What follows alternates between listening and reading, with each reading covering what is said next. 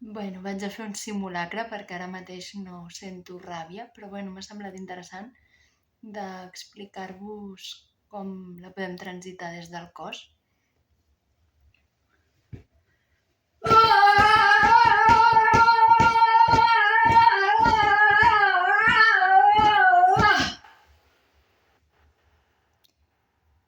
Llestos.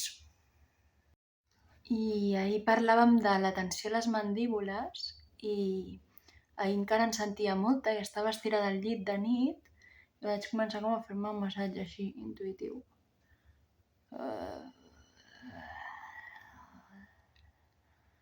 Sobre la llengua.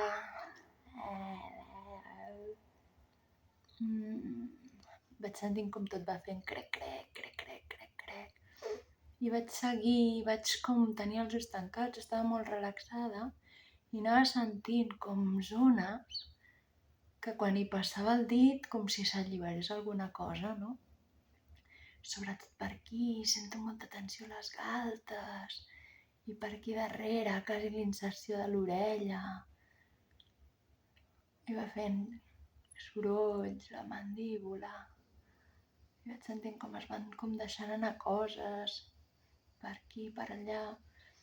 També per aquí, per darrere de l'orella, de la nuca, quasi. Com si pogués com deixar anar com una màscara.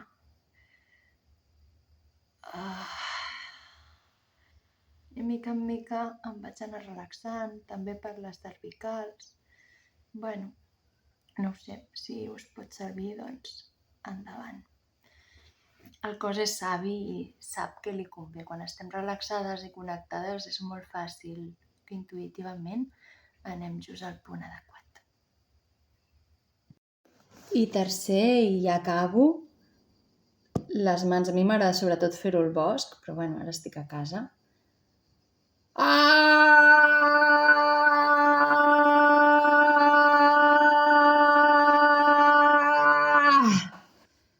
És com un crit greu, o sigui, es relata a la pelvis, al sacre, al còccix, no? Que neix de baix. Amb la mandíbula deixada anar i com amb molta connexió amb la terra, quasi és com si sentís que jo el deixo anar, des de luego no surt del coll, surt de molt més avall, i sento com una connexió a les mans. Són les mans quasi com si portés el meu so cap a les mans. El sento molt a les mans.